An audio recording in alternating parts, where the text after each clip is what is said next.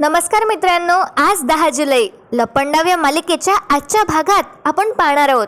सखी आणि कान्हाला हॉस्पिटलमध्ये ती फाईल मिळाली आहे सिझेरियनची, पण तिथला वॉर्ड बॉय सखी आणि कान्हाला रंगे हात पकडतो. त्यानंतर या मनस्विनीला तेजस्विनीचं भूत दिसणार आहे आणि मग ती खूपच घाबरते. आणि इतकंच नाही, नंदा त्या नंबरवर फोन लावते 2 लाख रुपये बक्षीस मिळवण्यासाठी. तिचा प्लॅन असतो की पैसे घ्यायचे आणि फरार व्हायचं, पण तसं काहीच होत नाही. यामागे एक खूप मोठा ट्विस्ट आहे. तर बघूया मित्रांनो कसं काय झालं ते. सगळं जाणून घेण्यासाठी व्हिडिओच्या शेवटपर्यंत बनून राहा आणि मालिकेच्या अशाच खऱ्या रिव्ह्यूसाठी चॅनलला सबस्क्राईब करा आणि बाजूला दिलेली बेल नोटिफिकेशन ऑन करा. तर मित्रांनो, सुरू करूया आजच्या जबरदस्त भागाला. तर मित्रांनो, आता ही जी मनस्विनी आहे तिच्या डोक्यात तेच फिरत असतं. गुरुजींनी सांगितलं होतं ते. ती स्वतः अशी बडबड करते आणि म्हणते, माझा चेहराच माझा घात करणार आहे. का म्हणाले असे गुरुजी? आता ही मनस्विनी तिचा हात अशी आदळते टेबलवर आणि म्हणते, आधीच ते प्रॉपर्टी पेपर्स माझ्या जवळ नाही आहे. आता मनस्विनी विचार करते की गुरुजींनी म्हटलंय त्याप्रमाणे सगळं माझ्या हातातून जाणार आहे की काय? नाही, असं नको व्हायला. मी खूप मेहनतीने हे सगळं मिळवलंय. खूप मेहनतीने हे वैभव मी मिळवलंय. मला मिळालंय हे सगळं. आता त्या पंडितजीच्या भविष्यवाणीमुळे ही मनस्विनी खूपच घाबरली असते. ती स्वतःला म्हणते, आता मी किती जणांचा जीव घेतलाय. माझी सख्खी बहीण, तिचाही मी जीव घेतला. त्या तेजस्विनीला मी मारलं. आणि मित्रांनो बघा, आता मज्जा येणार आहे. अचानक लाईट बंद होते. आता ही मनस्विनी आधी तर हाक मारते आणि म्हणते, सिक्युरिटी आहे का कोणी बाहेर? आणि आता ही मनस्विनी दाराकडे बघते आणि ती बघते तर काय, सामोरून चालत तेजस्विनी येत आहे. तिला खूप जखमा झाल्यात आणि तिच्या बॉडीमधून पूर्ण रक्त वाहत आहे आणि ती हळूहळू मनस्विनीकडे चालत येत आहे. याचा भास आता या खुद्द मनस्विनीला होतो आणि त्यानंतर ही आणखीच भ्यायला लागते. ही मनस्विनी खालून वर बघते तेजस्विनीला. तिला पूर्ण ऑब्झर्व करते. एकतर लाईट गेली, त्यात म्हणजे तेजस्विनीचं असं भयंकर रूप. हे बघून आता मनस्विनी जाम घाबरते आणि हादरून जाते. तर इथे आता सीन शिफ्ट होतो. सखी आणि कान्हाने त्यांचं वेश बदललं असतं. सखीने आता नर्सचे कपडे घातले असतात आणि कान्हाने एका पेशंटचे. कान्हा आता व्हीलचेअरवर बसला असतो आणि सखी त्याला न्यायचं असं नाटक करते, कुणाला संशय येऊ नये म्हणून. आता दोघांनीही मास्क लावलं असतं आणि ते फाईल शोधायला निघाले असतात. तर इथे आता परत सीन शिफ्ट होतो. आता ही मनस्विनी तेजस्विनीला विचारते हिम्मत गोळा करून, तेजस्विनी तू जिवंत आहेस? नाही, तू जिवंत असूच शकत नाही. अगं, मी तुला स्वतः मारलंय. आता तेजस्विनी चालत येते आणखी समोर. एक पाऊल पुढे येते. तिच्या तोंडातून सुद्धा रक्त निघत असतं आणि हातातून सुद्धा खाली टपकत असतं रक्त. तर आता ही तेजस्विनी म्हणते, लपंडाव काय फक्त तुलाच खेळता येतो मनस्विनी? तू मला मारलंस. मी मेली नाही आणि इतक्यात मी मरणार पण नाही. तुला तुझ्या पापाचं प्रायश्चित मी करायला लावणार आहे. तू तुझ्या गुन्ह्यापासून पडू शकणार नाही. आता तेजस्विनी समोर येते आणि त्यानंतर ही जी मनस्विनी आहे ती खूपच घाबरते. मनस्विनीचा जीव पण घुटमळतो आणि ती म्हणते, दूर हो. तर आता तेजस्विनी म्हणते, मी तुझा कार्ड बनून येणार. तेजस्विनी तिचे दोन्ही हात असे समोर करते आणि मनस्विनीचा गळा ती दाबणार असते. असं सगळं मनस्विनीला भास होतो. त्यानंतर ही मनस्विनी तिच्या चेअरवर जाऊन बसते आणि मोठ्याने आरडाओरडा करते, नाही, तू दूर राहा, तू जा. आता मनस्विनी तिचे डोळे बंद करते आणि तितक्यात तिथे अचानक आता लाईट लागते आणि तिथे पिऊन येतो आणि विचारतो, काय झालं सरकार? तर आता मनस्विनी पूर्ण अशी बघत पण नाही. तिचं तोंड दुसरीकडे असतं आणि ती म्हणते, तिला बाहेर काढ, लवकर बाहेर काढ. तर आता हा जो चपराशी आहे तो विचारतो, कोणाला? तर आता मनस्विनी नीट बघते आणि म्हणते तिला. आणि मग मनस्विनीला रिअलाइज होतं की हे सगळं तिचं एक भयंकर स्वप्न होतं. पण खूपच मज्जा आली या सीनमध्ये. आणि मागे एकदा पण या मनस्विनीला असाच भास झाला होता, जेव्हा तिने तिच्या बहिणीला म्हणजे तेजस्विनीला डांबून ठेवलं होतं. तर आता बघा काय होतं. ही मनस्विनी त्या माणसावरच ओरडते आणि मग ते युजलेस, लाईट कशी गेली? झोपा काढतोस का ऑफिसमध्ये? ऑफिसमधली लाईट गेलीच कशी? ती आता टेबलवरचा पेपरवेट उचलते काचेचा आणि ते पिऊनला फेकून मारणार असते. ती म्हणते, आउट. आता हा जो पिऊन आहे हिला घाबरून पळून जातो. पण आता या मनस्विनीची अवस्था बघण्यासारखी झाली असते. तिचे हात असे थरथरतायत आणि ती कसं तरी आता पाणी पिण्याचा प्रयत्न करते, स्वतःला शांत करते आणि ती घाबरतच इकडे तिकडे पाहू लागते. आणि इथे आता परत सीन शिफ्ट होतो. सखी आणि कान्हा फाईल्सच्या रूममध्ये पोहोचले असतात आणि दोघेही पटकन कामाला लागतात. तर कान्हा सखीला सांगतो, एक काम करा, तुम्ही तिकडे पहा, मी इकडे शोधतो. आणि आता दोघेही एक एक फाईल अशी बाहेर काढून चाडत असतात. सखीच्या आईची फाईल त्यांना शोधायची असते, जी 20 वर्षापूर्वीची असते. तर ह्या फाईल्स खूप जुन्या असतात. आणि आता फाईल्समध्ये शोधता शोधता कान्हाच्या हाती ती फाईल लागते. कान्हा म्हणतो, सापडली. सखी आता पटकन तिच्या हातातली फाईल ठेवून देते आणि कान्हा जवळ जाते. कान्हा आता ती फाईल दाखवतो सखीला आणि म्हणतो, हे पहा, तेजस्विनी मॅडमची फाईल, यावर त्यांचं नाव पण आहे. सखी आता नीट त्या फाईलकडे बघते आणि त्यानंतर ती इमोशनल होते. कान्हा तिला सहानुभूती देतो, पण तिथे आता एक वॉर्ड बॉय येतो. तो तिथे फाईल ठेवायला आला असतो आणि या वॉर्ड बॉयच्या लगेच लक्षात येतं काहीतरी गडबड आहे. आणि हा वॉर्ड बॉय आता विचारतो, कोण आहात तुम्ही आणि इथे काय करत आहात. आणि त्यानंतर हा जो व्यक्ती आहे तो व्यवस्थित ऑब्झर्व करतो आणि म्हणतो, स्टाफ मधले तर दिसत नाही, चोरी करताय, दाखवा ती फाईल. आणि त्यानंतर जेव्हा सखी ती फाईल देत नाही तेव्हा हा माणूस, हा वॉर्ड बॉय बाहेर पडतो आणि मोठ्या मोठ्याने आरडाओरडा करतो, चोर चोर, सचिन सर लवकर या. आता सखी घाबरते आणि म्हणते, आता काय करायचं. कान्हा म्हणतो, बेबी सरकार, पडूया आपण. आणि आता काय होतं, सखी अशी पडायला लागते, पण तिचं जे तोरडी आहे सोन्याची ती व्हीलचेअरमध्ये अटकून जाते. कान्हाच्या लक्षात आल्याबरोबर कान्हा खाली बसतो आणि ती तोरडी सोडवण्याचा प्रयत्न करतो. आता सखी कान्हाकडे बघतच राहते. कान्हाकडे तर ऑप्शन होतं, तो पळून गेला असता समोर, पण त्याने असं केलं नाही. तो खाली बसला, सखीसाठी थांबला आणि तिची मदतही करतोय. पण आता इथे यांना महागात पडणार आहे. सखी आता कान्हाकडे बघते आणि कान्हा सखीकडे. दोघांच्याही इशारा सुरू असतं, पण यांच्या लक्षातच येत नाही की वॉर्ड बॉय येणार आहे परत. तर सखी आणि कान्हा एकमेकांमध्ये असे हरवून जातात. पण थोड्याच वेळात तिथे आता वॉर्ड बॉय येतो, त्याच्यासोबत 2-3 जण घेऊन येतो. सखीचं लक्ष जातं आणि सखी म्हणते, कबीर. सखीला आता आवाज येतो चालण्याचा. सखी म्हणते, ते येत आहेत बहुतेक. आता फायनली सखीची तोरडी सुटते आणि आता सखी आणि कान्हा दोघेही पळणार असतात. पण हा जो वॉर्ड बॉय आहे तो आतमध्ये येतो आणि आता हे तिघेही जण सखी आणि कान्हाला घेरतात. तर कान्हा इन्स्ट्रक्शन्स देतो, ए लांब राहा, तिच्यापासून लांब. आता सखी बिचारी खूपच घाबरली असते, पण पहा आता मस्तपैकी आयडिया करतात सखी आणि कान्हा. कान्हा आता सखीला म्हणतो हळूच आवाजात, पार्टनर. कान्हा सखीला इशारा करतो की व्हीलचेअरवर बस. आता हे जे वॉर्ड बॉयज आहे ते पकडण्याचा प्रयत्न करतात सखी आणि कान्हाला, पण कान्हा मस्त डोकं लावतो आणि सखीला पटकन त्या व्हीलचेअरवर बसवतो. सखी आणि कान्हा आता दोघेही पडून जातात आणि अर्ध्यात काय होतं, हे वॉर्ड बॉय त्यांच्या मागे येतात. तर कान्हा काय करतो, सखीला उतरायला सांगतो व्हीलचेअरवरून. ती व्हीलचेअर आता मधात वॉर्ड बॉयच्या दिशेने असं लोटून देतो. तर सगळे हॉस्पिटलमधले पाहत राहतात आणि त्यानंतर सखी आणि कान्हा सक्सेसफुली बाहेर पडतात हॉस्पिटलच्या. आणि बाहेर एक ॲम्ब्युलन्स उभी असते, त्यामागे येऊन दोघेही असं लपतात. आणि हे जे वॉर्ड बॉयज आहेत ते दुसऱ्या दिशेने पडून जातात आणि सखीच्या हाती ती फाईल असते बरं का. सखी आणि कान्हा आता धावपळ करून थकले असतात. तर आता सखी मोठा श्वास घेते आणि म्हणते, बापरे, मला तर वाटलं की मेलो आपण आता.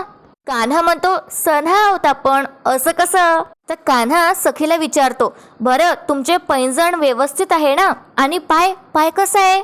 सखी म्हणते, हो बरोबर आहे, पण काय रे, तू माझ्यासाठी कशाला रिस्क घेतलीस. उलट मला सोडून तू पुढे निघून जायला हवं होतंस. कान्हा म्हणतो, हो का, पडून जायला हवं होतं. सप्तपदीत तुम्हाला दिलेलं वचन मला आठवतंय, जिथे तुम्ही तिथे मी. आता आपल्या सखीचं परत सुरू झालं. सखी म्हणते, सप्तपदी खरी होती का. काय रे, तू माझ्याशी खोटं बोलून लग्न केलं. माझ्या आयुष्यात येण्यामागे तुझा एक स्वार्थी हेतू होता, मग ती सप्तपदी खरी कशी काय. तर कान्हा बिचारा एक्सप्लेन करतो नेहमीसारखा. तर सखी म्हणते, नाही नको बोलू, काहीच नको बोलू, कारण मला माहिती आहे हा विषय जरी निघाला तर तुझ्या चेहऱ्यावरचं हसू गायब होतं, एवढं मला कळतं. पुढे आता सखी कान्हाला म्हणते, असू दे, आज तू माझा जीव वाचवला त्याबद्दल थँक्यू. तर काही चांगलं होणार असलं की सखीला सगळं जुनं आठवतं. असो, आता कान्हा म्हणतो सखी मॅडम, म्हणजे आता सखी समोर निघून गेली असते. कान्हा स्वतःलाच म्हणतो, मला माहिती आहे मी तुमच्या आयुष्यात एक हेतू घेऊन शिरलो असणार, पण माझं तुमच्यावरचं जे प्रेम आहे ना ते खूप खरं आहे हो, खूप खरं आहे. आता कान्हा पण थकला असतो सखीला सांगून सांगून. कान्हा स्वतःला म्हणतो, मला माहिती नाही तुम्हाला हे केव्हा कळेल. कान्हाला विचार येतो आणि तो काळजीत पडतो. इथे आता सीन शिफ्ट होतो आणि बघा मित्रांनो, ही नंदा मस्तपैकी तिचा पाय पसरून हॉलमध्ये बसली असते सोफ्यावर आणि ती विचार करत असते, थोड्याच दिवसानं समजा माझं होणार. आणि नंदा आता रिमोट घेते आणि टीव्ही ऑन करण्याचा प्रयत्न करते. तिला टीव्ही पाहायची असते पण टीव्ही काही चालूच होत नाही, कारण हिला बटनच समजत नसतात. आणि आता ती रिमोट वगैरे आपटते पण तरी सुद्धा टीव्ही ऑनच होत नाही. आणि मग तिथे न्यूजपेपर ठेवले असतात, तर टेबलवर तिचं लक्ष जातं आणि त्यावर तेजस्विनीचा फोटो पाहून या नंदाला धक्काच बसतो. आता नंदा पटकन तो न्यूजपेपर तिच्या हाती घेते आणि म्हणते, हिचा फोटो काय करतोय पेपरात आणि हे काय लिहिलंय. आता आपल्याला माहितीच आहे की नंदा शिकलीच नाही, त्यामुळे तिला लिहिता वाचता येत नाही. आता वाचण्याचा प्रयत्न करते आणि त्यानंतर ती स्वतःला म्हणते, अडाणी बाई, मी काय लिहिलंय तेही माहीत नाही मला, आता हे कसं वाचायचं. आता नंदा याचा विचार करतेच तितक्यात तिथे कुल्फी येते. ती जिन्यावरून खाली उतरत असते. तर आता नंदा म्हणते, मला वाचता येत नाही पण या कार्टीला वाचता येत असेल, उगाच जाते होय शाळेत. आणि त्यानंतर आता नंदा कुल्फीला हाक मारते आणि म्हणते, ए पोरी. आणि नंदा बरोबर आता लाडी गोडी लावते आणि कुल्फीला म्हणते, कुल्फी ना, हा कुल्फी ग माझी गारगार कुल्फी. ए कुल्फी, तू शाळेत जातेस ना ग. कुल्फी आता मांडो लावते आणि हो म्हणते. तर आता नंदा म्हणते, म्हणजे तुला लिहिता वाचता येतंय. कुल्फी म्हणते हो. तर नंदा म्हणते, शाबास, मला हे सांग ना मग. तर आता काय होतं, कुल्फी ते वाचते वाक्य की तेजस्विनी कामत हरवले आहेत. पण कुल्फी आता प्रश्न विचारते नंदाला, पण असं का लिहिलंय.